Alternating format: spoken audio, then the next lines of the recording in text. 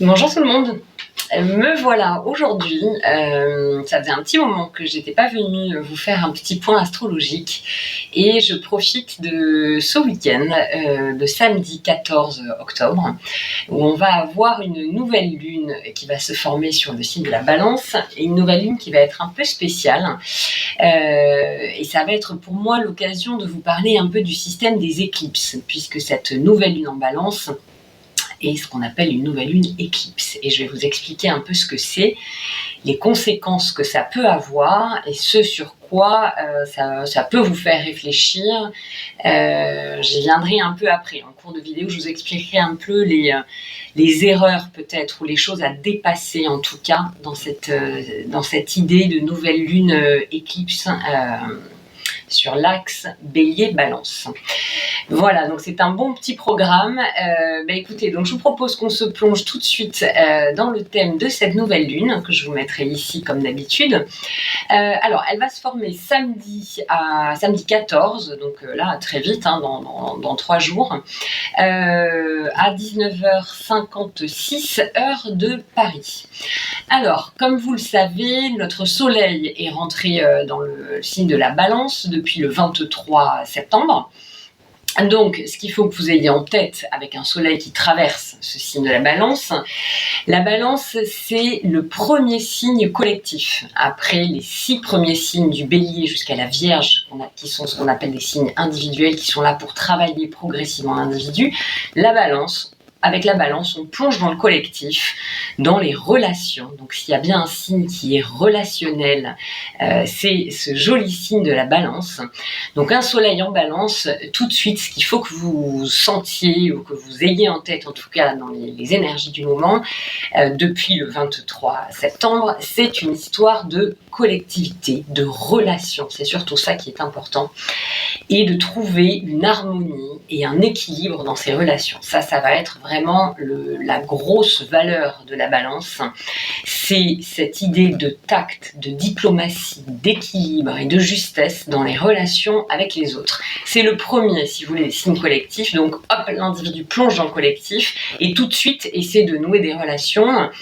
Mais on peut dire un peu avec la Balance, dans ce signe d'air, donc air, donc association d'idées, communication, qu'il y va un peu sur des œufs, parce que c'est le premier signe. Donc ce signe donc soleil en Balance depuis le 23, donc il y a cette idée, voilà, de la Balance, c'est donc les associations, harmoniser ses relations avec les autres, c'est être dans la justesse. C'est un signe qui est gouverné par Vénus, au même titre que le Taureau. Vous savez, Vénus, elle gouverne le Taureau, qui est un signe de terre, et elle gouverne également la Balance, qui est un signe d'air. Donc elle va avoir deux choses un peu différentes. Elle va s'exprimer un peu différemment. La Vénus en Taureau, c'est une Vénus qui va nous parler d'amour, mais avec un côté un peu plus matériel, charnel, concret, puisque c'est de la terre. La Vénus en Balance, elle est beaucoup plus relationnelle. C'est vraiment l'amour, si vous voulez. Il y a beaucoup de romantisme avec une Vénus en Balance. C'est vraiment la relation dans le sens communication. Voilà, c'est ça la Vénus en Balance. C'est communiquer de manière habile, avec diplomatie, dans ses relations. Voilà, donc il y a vraiment une différence entre la Vénus en Balance et la Vénus en Balance, bien sûr. Grosse propension à aimer tout ce qui est, et à être doué surtout dans tout ce qui va être artistique, que ce soit la musique, la poésie, la peinture. On compte pas le nombre d'artistes Balance ou qui ont des Vénus en Balance. Voilà, ça c'est vraiment le signe des arts, la Balance, de la justesse, des arts, de la beauté. Voilà, nombre de mannequins aussi qui sont du signe de la Balance. Il y a vraiment une recherche d'esthétisme aussi, d'art, d'esthétisme, tout ça. Donc avec cette Vénus en Balance. Voilà, donc ce que je voulais vous dire sur ces idées-là, et bien sûr également très important pour le signe de la Balance, il y a une histoire de justice. Là aussi, je ne compte plus, moi-même travaillant dans la justice, je ne compte plus le nombre de gens que je rencontre dans la justice qui sont soit Balance, soit ascendant Balance, ou avec des amas planétaires en Balance. Donc il y a vraiment une idée d'équilibrer, d'arriver à des relations harmonieuses. Voilà, ça c'est vraiment un des buts de la Balance, c'est ça, c'est prendre en considération la vie des autres. Il y a un besoin de plaire avec tout ça, donc de trouver une harmonie, un besoin de plaire, il y a un besoin de participer dans le collectif. Voilà, ce qu'il faut retenir avec la balance, c'est ça, un besoin de plaire, de participer, de nouer des relations. Mais tout ça dans un contexte harmonieux, équilibré, sans vagues. Voilà, c'est vraiment la balance, c'est l'ennemi des hauts et des bas. C'est vraiment chercher un équilibre. Voilà, c'est vraiment une histoire. C'est très joli. Hein, c'est vraiment un signe qui est. C'est des très très jolies valeurs. Hein, les valeurs de la balance, elles sont magnifiques. Donc, si je reprends un peu, je regarde en même temps la carte de notre nouvelle lune, donc du 14. Donc, ce qu'on peut voir, c'est qu'on a quand même un sacré amas planétaire en balance. On a le Soleil, la Lune, Mercure et on a le nœud sud. Ça, je vais revenir dessus juste après pour vous expliquer ce que c'est qu'une éclipse. Donc, on a aussi la Lune en balance qui, elle aussi, la Lune, elle va nous parler un petit peu de nos émotions, de notre façon de réagir. Donc, une Lune en balance, ça va pousser également à mesurer ses réactions. La Lune en balance, les gens qui ont des lunes en balance dans leur thème natal, c'est des gens qui vont avoir besoin de réfléchir avant de réagir. L'inverse du bélier, tout l'inverse du bélier, puisqu'ils sont sur, vous savez, c'est l'axe, hein, bélier-balance. C'est la balance, la lune en balance, c'est je prends l'avis de tout le monde avant de réagir. C'est vraiment prendre la mesure des choses avant de réagir. Donc ça fait voilà des réactions. Il y a une recherche de justesse dans la manière de réagir. Voilà. Mercure, planète de la communication, qui est également en balance, qui est arrivé quand même lui aussi au 17e degré de la balance. Donc Mercure, là, c'est pareil, ça va être communiquer avec tact, diplomatie, prendre en considération l'avis des autres avant de communiquer, ou communiquer en ayant pris en considération l'avis des autres. Voilà, donc vous voyez, on a quand même un gros amas en ce moment qui nous demande de prendre un peu l'avis de tout le monde avant de réagir, qui nous demande de mesurer un peu nos réactions, etc. Donc, bel amas sur ce signe de la balance. Et donc la nouvelle lune, vous savez, c'est le moment où le soleil et la lune sont en conjonction exacte sur la roue du zodiaque. Donc ça va mettre, si vous voulez, un éclairage supplémentaire sur toutes ces valeurs-là. Donc une nouvelle lune en balance, ça va être le moment, si vous voulez, de lancer des nouvelles choses, des nouvelles associations, de vous lancer dans des nouveaux projets collectifs. Ça va être peut-être un bon moment pour participer collectivement ou voir vos amis, lancer des choses comme ça qui se passeront bien. Il y a toutes ces idées-là. Ça peut être, voilà, vous savez, la nouvelle lune, elle ouvre un cycle d'un mois. Donc c'est un éclairage sur toutes ces valeurs de la balance, avec bien évidemment tout un côté de justice aussi, d'équilibrer, d'arriver à la bonne mesure. Donc ça met un éclairage sur tout ça, ce qui est plutôt sympathique, ce qui est plutôt des énergies sympathiques de recherche d'équilibre, de diplomatie, etc. Tout ce que je viens de vous dire. Après, ce qui est intéressant, donc je vous disais que c'est une nouvelle lune éclipse. Alors pourquoi ? Eh bien, les pleines lunes et nouvelles lunes éclipses, ce sont des pleines et des nouvelles lunes qui vont se faire en conjonction avec l'axe des nœuds lunaires. Et comme vous le savez, depuis cet été, notre axe des nœuds lunaires, eh bien, il est passé sur cet axe bélier-balance pour venir nous faire travailler toutes les valeurs de cet axe, qui est en gros l'axe relationnel de moi et l'autre. Comment est-ce que moi je me positionne par rapport à l'autre? Où est mon indépendance par rapport au collectif? Toutes ces réflexions. On y reviendra, je vous en reparlerai très régulièrement parce que c'est cet axe de lunaire, il va nous faire travailler dessus pendant 1 an et demi.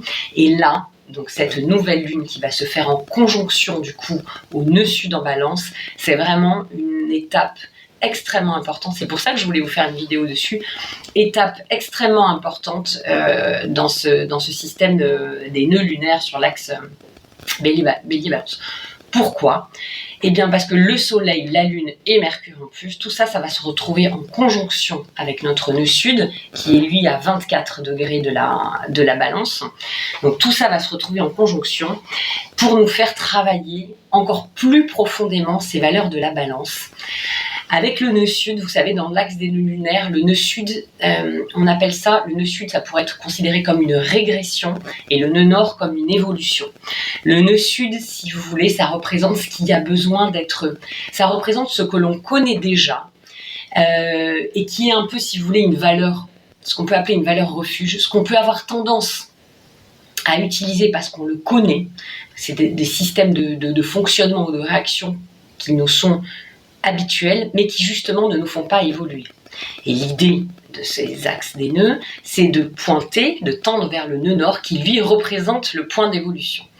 Donc le fait qu'il y ait cette nouvelle lune qui se fasse, hop, qui mette un gros coup de projecteur sur le nœud sud, eh bien, ce qu'il faut interpréter, c'est que c'est exactement le moment, là, ce week-end particulièrement, de faire un travail de nettoyage sur nos valeurs de la balance, ce qui est à nettoyer. Alors, je vais vous donner quelques exemples très concrets pour vous donner des pistes de réflexion.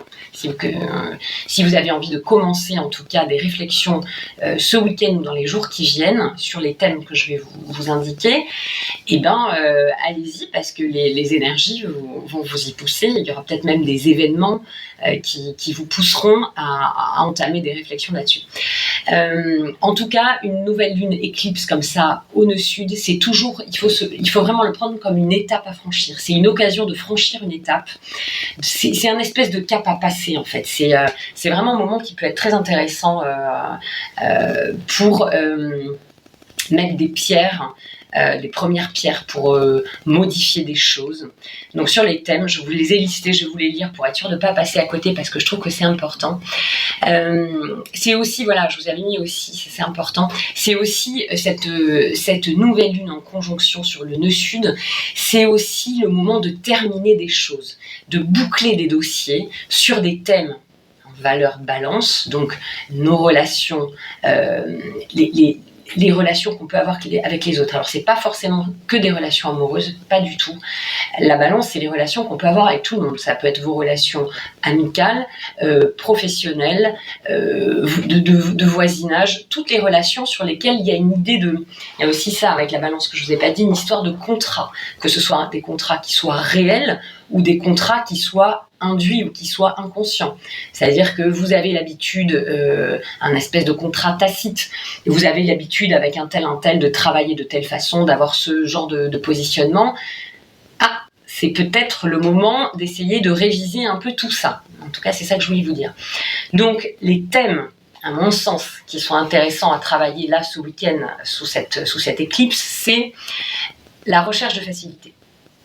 Très balance. La balance, vous savez, avec tout ce que je vous ai expliqué, indépendant négatif de la balance, c'est que pour avoir cette harmonie, etc., c'est un signe qui va être poussé à aller toujours peut-être chercher la facilité, mais on sait très bien que rechercher toujours la facilité, ça peut nous revenir dessus comme un boomerang après.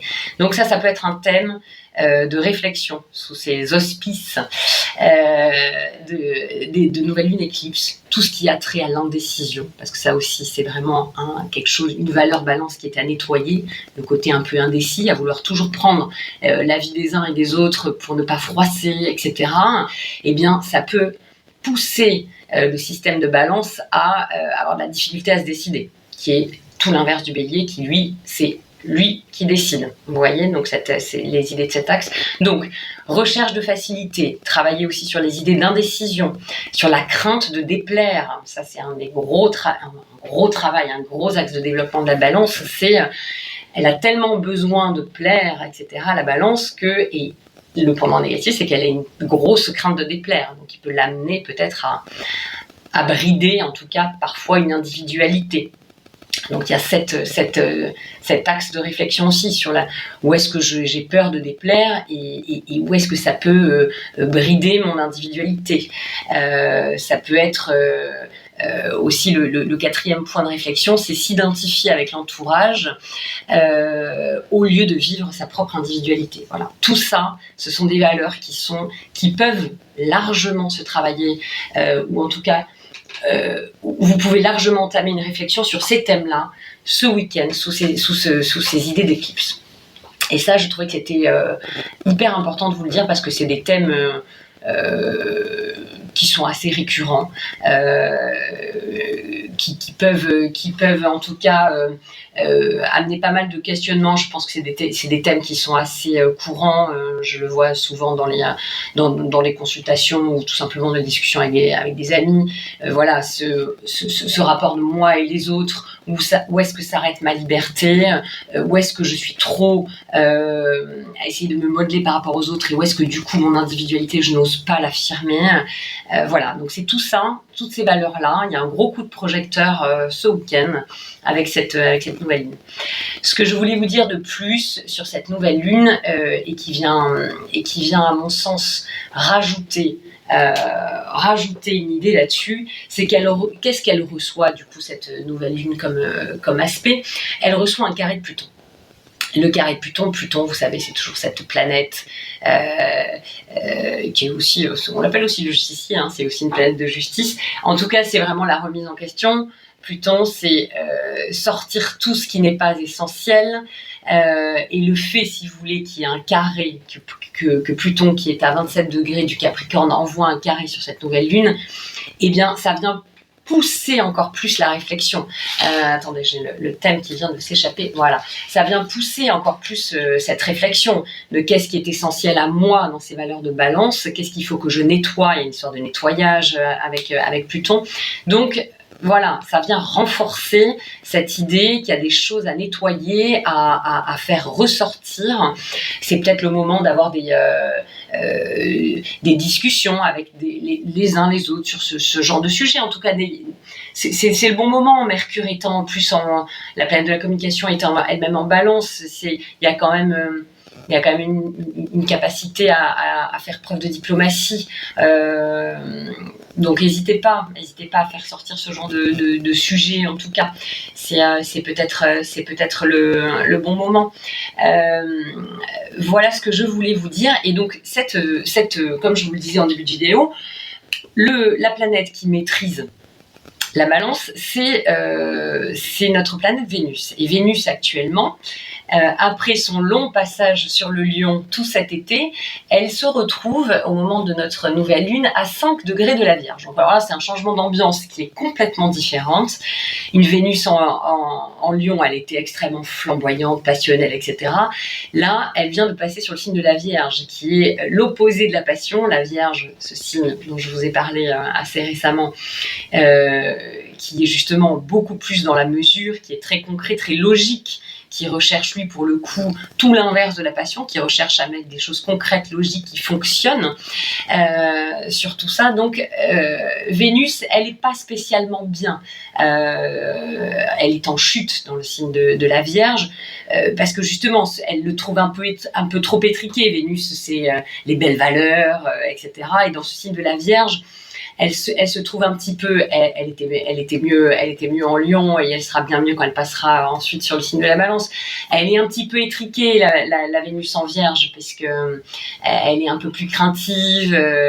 Il y a quand même un petit fond, une Vénus en Vierge. Alors, le côté positif, voilà, ce que je voulais quand même vous dire, surtout, le côté positif, à mon sens, dans cette nouvelle lune, du fait que Vénus soit en Vierge, c'est que vous savez, la Vierge, c'est ce signe qui cherche toujours à s'améliorer. Donc Vénus, la planète des relations, elle se retrouve quand même dans cette notion de qu'est-ce que je peux faire pour essayer d'améliorer. Et c'est elle qui maîtrise, c'est elle qui vient maîtriser toute cette nouvelle lune Balance, toutes ces idées dont je viens de vous parler. Donc il y a quand même aussi en toile de fond, ce qui maîtrise, il y a quand même une idée de Vierge qui va être de comment est-ce que je peux améliorer tout ça, comment est-ce que je peux améliorer mes relations, mais de manière, là pour le coup, à la manière Vierge, donc de manière très logique, très concrète, très rationnelle. L'opposé de la passion. Vous voyez, donc peut-être trouver des solutions pour améliorer tout ça, ou pour communiquer sur toutes ces problèmes d'indécision, de positionnement par rapport aux autres, de peur de froisser, etc. Trouver des solutions. C'est Vénus en Vierge, ça va être comment est-ce que je peux améliorer mes relations de manière très concrète, très logique. Donc elle peut vous aider à trouver des solutions concrètes, en tout cas. En plus, avec cette opposition, elle se retrouve opposée à Saturne qui est arrivé lui, dans sa rétrogradation à 0 degré des poissons. Donc elle est opposée, Vénus est opposée à Saturne. Donc ça rajoute aussi une couche de comment est-ce que je peux trouver des solutions concrètes, des solutions qui fonctionnent et qui sont pérennes pour améliorer mes relations, là un peu plus amoureuses. Mais c'est quand même tout ça qui va gouverner cette nouvelle lune. Donc il y a quand même une possibilité de trouver des solutions, je trouve. Assez sympathique. En tout cas, je l'espère. Appuyez-vous là-dessus, en tout cas, sur ça. Et après, le dernier point de cette nouvelle lune dont je voulais vous parler, c'est notre Mars, qui vient de rentrer, qui va rentrer, là, aujourd'hui, on n'est que le 11, je crois que c'est demain, je l'avais noté. Oui, voilà, il rentre demain sur le signe du Scorpion. Alors là, attention, Mars en Scorpion, c'est je ne sais pas, pour ceux qui l'ont au natal, et bien vous avez bien de la chance, parce que ça c'est une position de Mars qui est magnifique, qui dépote, hein, attention, Mars en Scorpion, c'est vous savez, le Scorpion, on lui attribue Pluton, mais on lui attribue également Mars, pour ce côté justement très guerrier de résistance. Alors s'il y a bien une position de Mars qui apporte de la résistance et de la ténacité, c'est Mars en Scorpion. Ça va être vraiment, vous savez, Mars c'est le désir, c'est le moteur, ce qui va vous donner envie d'y aller, etc. Donc là sur le Scorpion, eh bien écoutez, ça fait des désirs qui sont extrêmement puissants, passionnels même. C'est vraiment, là pour le coup, vous voyez, ça vient... Ça fait un bel aspect parce que la Vierge et le Scorpion sont très complémentaires. Donc il y a quand même ce côté de Mars, là, cette envie de mettre... Il y a vraiment une envie puissante. Un Mars en Scorpion, je me mets la branche dans l'œil, un Mars en Scorpion, il y a vraiment l'idée de s'affirmer avec intensité. C'est vraiment laisser sortir son côté passionnel, entier, authentique. Voilà, il y a vraiment quelque chose... de très vrai, quoi. De très vrai, de désir puissant, de défi. Il y a vraiment une histoire de j'ai envie d'y aller, je me mets un défi. Ça c'est Mars, ça c'est vraiment Mars en Scorpion. Donc ça c'est quand même une belle énergie. Ça va faire, ce Mars en Scorpion là, il va faire du bien à tous les signes d'eau et à tous les signes de terre. Scorpion, Cancer, Poisson, Capricorne, Taureau, Vierge. L'entrée de Mars sur l'élément eau, ça va faire du bien à ces signes-là. Et la nouvelle lune qui se fait dans de l'air, et ben ça va faire du bien à nos signes d'air et à nos signes de feu. Vous voyez, tout le monde est content, tout le monde a son petit... les signes d'eau, les signes d'eau, pardon, et les signes de terre, vous êtes bien soutenus par Mars, donc grosse résistance, grosse envie. Vous devez peut-être ça commence peut-être à bouillonner, vous avez peut-être envie de mettre des choses avec passion, de lancer des choses. En tout cas, il y a quelque chose. En tout cas, ça serait pas surprenant qu'il y ait quelque chose qui vous passionne en ce moment et que vous ayez envie de le faire. En tout cas, que ça vous motive, que ça vous donne envie. Donc ça, très positif pour les signes d'eau et pour les signes de terre. Et puis notre nouvelle lune avec ce beau soleil, lune, Mercure dans les signes d'air. Et ben là, pareil, belle, très très belle énergie qui se dissémine sur tous les signes d'air et sur les signes de feu qui sont très complémentaires aussi. Donc il y a du bon à prendre pour tout le monde dans ces idées-là. Alors Mars, tout beau, tout feu, tout flamme, tout eau. Mais vous avez souvent dit que le signe du Scorpion c'est un signe d'eau, mais il a quand même quelque chose un peu de feu, moi je trouve. Mais bon, ça on en reparlera quand ça sera la période du Scorpion. Ce Mars, il reçoit quand même un carré de Pluton. Ça, il faut quand même pas l'oublier. Donc ça peut vous donner encore plus de combativité, ce carré de Pluton qui se forme sur Mars. Encore plus de combativité, mais attention quand même au côté excessif. Vous voyez, là, ça fait quand même une double dose de Scorpion, Pluton, Mars en carré, les 2 mètres qui sont en carré.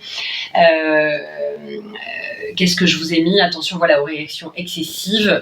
Dans la radicalité, il y a un côté radical, voilà. Il peut y avoir un peu de radicalité. Les actions de ce Mars en Scorpion, elles peuvent aussi trouver quand même quelques blocages que vous ne comprenez peut-être pas. Pluton, il peut peut-être amener ça aussi. Peut-être des blocages qui sont un peu inconscients, qui bloquent cette espèce d'envie que vous avez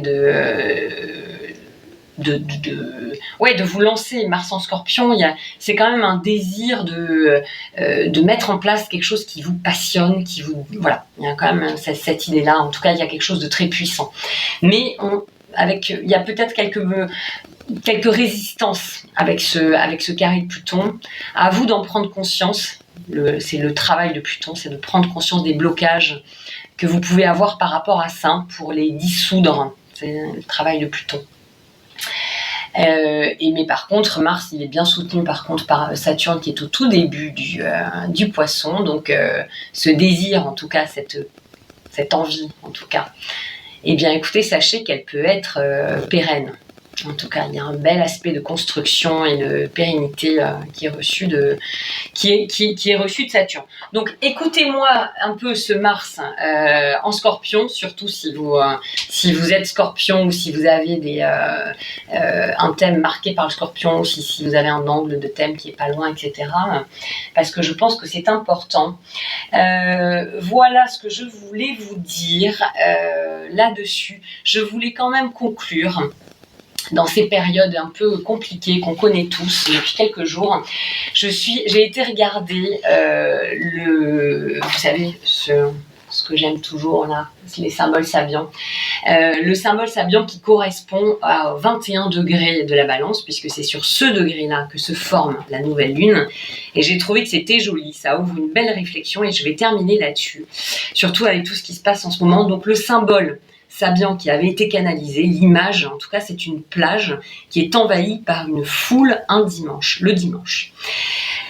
Donc l'explication qui peut en être donnée, c'est que c'est un contact revivifiant avec la force mère, qui est l'image de l'océan, de la force mère. Donc un contact revivifiant avec la force mère de la nature et de l'unité sociale. Donc je vous développe un petit peu. Donc la mer, c'est la grande matrice d'où proviennent à l'origine tous les organismes vivants. Elle est aussi le symbole de l'inconscient collectif. La conscience des êtres humains adopte une forme spécifique selon le contexte culturel et quotidien dans lequel ils vivent, chacun individuellement. Mais il est sain d'aller se ressourcer et ressentir une profonde impression d'unité, sans mélange, face à l'immensité infinie de cette mer, M-E-R, qui est notre mère, M-E, accent grave, R-E, à tous. Voilà, donc je trouve que c'est plutôt un joli symbole pour ce week-end, avec tout ce qui se passe autour de nous en ce moment. Et voilà, je voulais juste conclure là-dessus. Je vous embrasse bien fort, j'espère que cette vidéo vous aura parlé. N'hésitez pas à me donner vos impressions, vos ressentis. Si vous avez des questions, n'hésitez pas à mettre des commentaires dessous. Je tâcherai d'y répondre avec toute ma passion, tout mon cœur et toute mon envie. Je vous embrasse, à très bientôt. Au revoir.